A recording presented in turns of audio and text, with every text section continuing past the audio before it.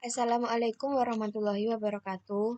Saya Ulfa Olivia Imamah dengan NIM 2402010086 akan menjelaskan mengenai elemen HTML, tag HTML, dan atribut HTML. Tag HTML merupakan penanda di HTML. Elemen HTML merupakan komponen yang membentuk isi halaman website. Sedangkan atribut merupakan informasi tambahan yang dapat mengontrol elemen HTML. Di sini saya akan memberikan tutorial tentang membuat form input data dengan menggunakan HTML. Langkah pertama yang harus dilakukan yaitu membuat folder. Caranya, open folder explorer kalian,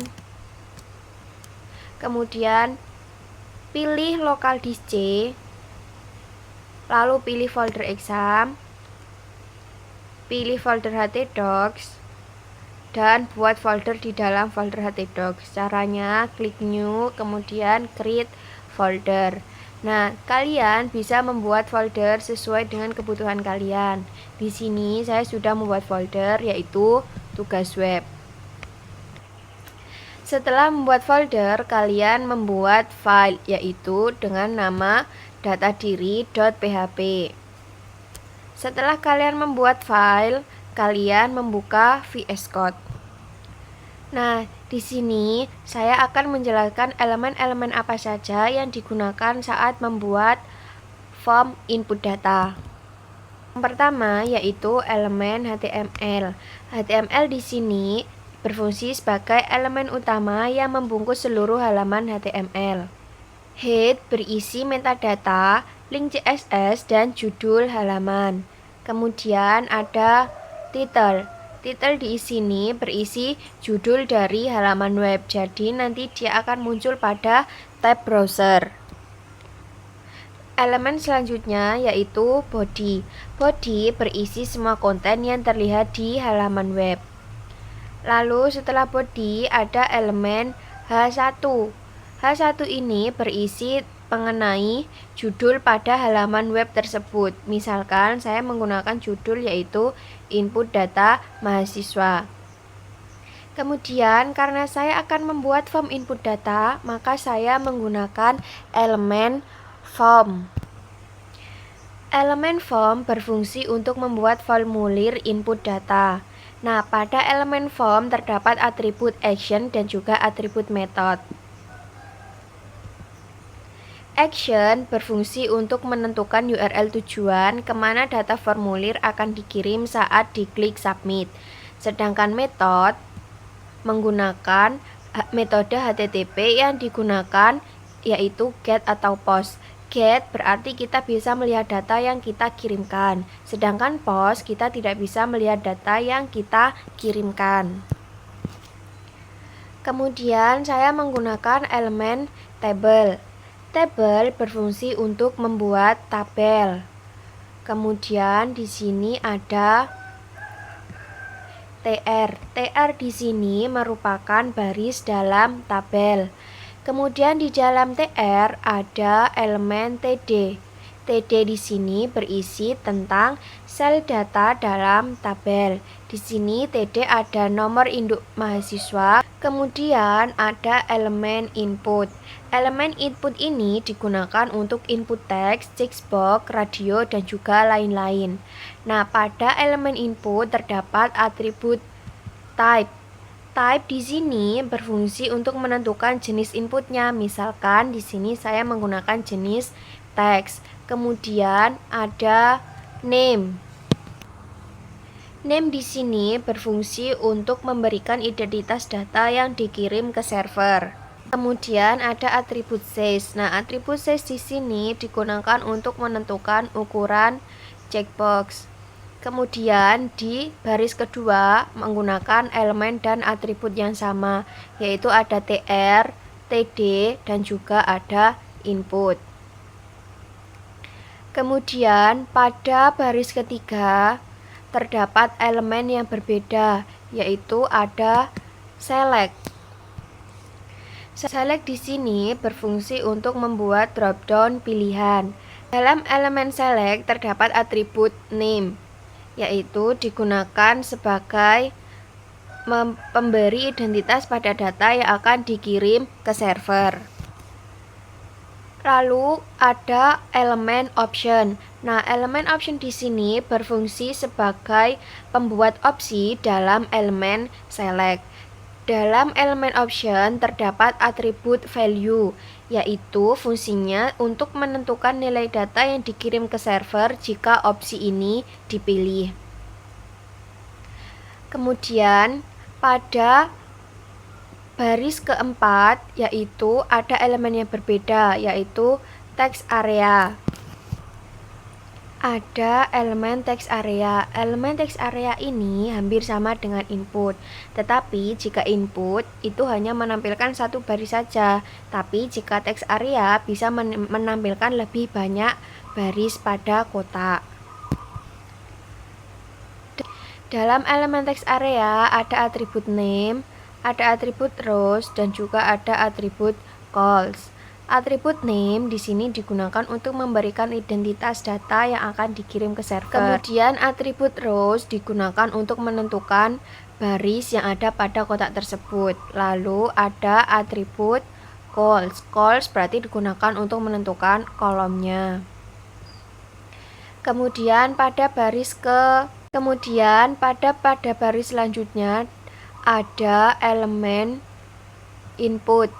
Input tadi digunakan untuk menginputkan teks, password, checkbox, radio, dan lain-lain.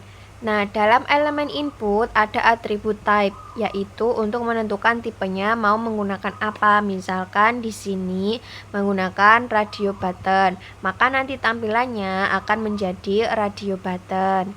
Kemudian ada name. Name di sini digunakan untuk memberikan identitas data yang akan dikirim ke server. Kemudian ada atribut value. Atribut value di sini digunakan untuk menentukan nilai data yang dikirim ke server jika opsi dipilih. Kemudian di baris terakhir yaitu ada elemen input. Elemen input di sini menggunakan atribut type, yaitu tipe yang mau digunakan apa. Di sini saya menggunakan tipe submit. Kemudian value yaitu menentukan nilai data yang dikirim ke server saat opsi dipilih. Nah, kemudian ada tabel. Setelah membuat form, nanti kan datanya akan tersimpan di tabel. Nah, ini tabel yang saya buat. Di sini menggunakan elemen table. Sama seperti tadi, kegunaannya untuk membuat tabel. Nah, pada elemen tabel ini ada atribut border. Nah, kegunaan border di sini apa? Kegunaan border yaitu untuk membuat garis tepi pada tabel tersebut. Nah, ini ada TR, ada TH. Nah, TH di sini yaitu sebagai judul dari tabel tersebut. Biasanya yang ada di atas kolom paling atas. Nah, itu disebut sebagai judul tabel. Kemudian ini ada TR lagi, berarti dia membuat baris kedua. Nah, TR ada TD, yaitu data dalam baris tersebut. Lalu bagaimana tampilan dari elemen HTML yang sudah kita buat ini? Mari kita lihat.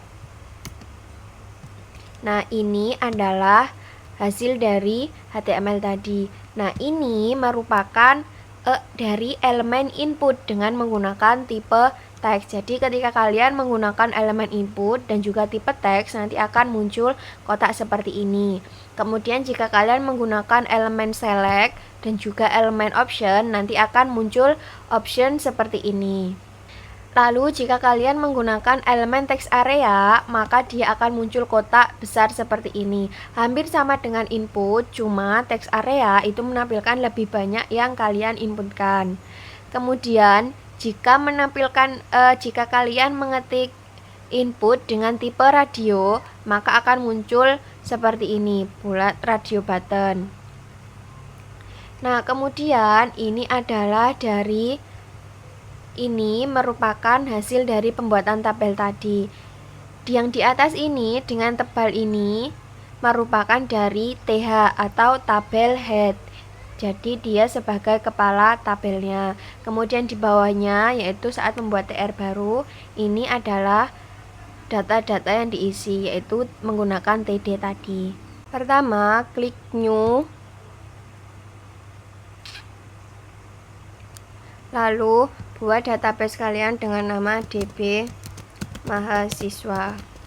Lalu klik Create. Setelah membuat database, kita akan membuat tabel. Yang pertama yaitu tabel dengan nama mahasiswa. Lalu jumlah kolomnya berapa? Di sini saya membutuhkan 6 kolom. Maka setelah ditentukan, kita klik Go. Setelah itu kita tentukan isi dari kolom-kolom kita. Yang pertama ada name. Di sini menggunakan tipe integer dengan value 15. Name di sini digunakan sebagai primary key.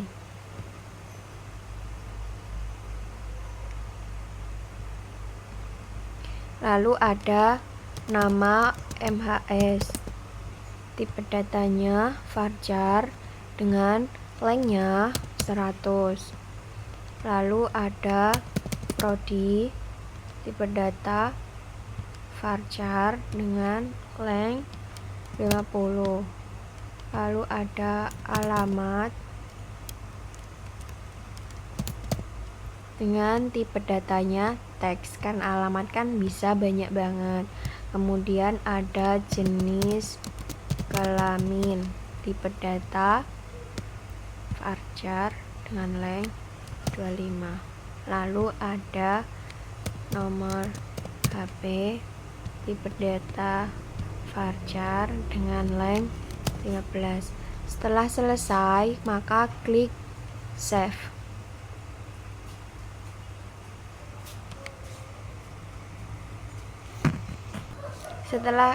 Setelah berhasil, maka akan ada tabel mahasiswa di sini. Lalu kita akan melihat struktur dari tabelnya.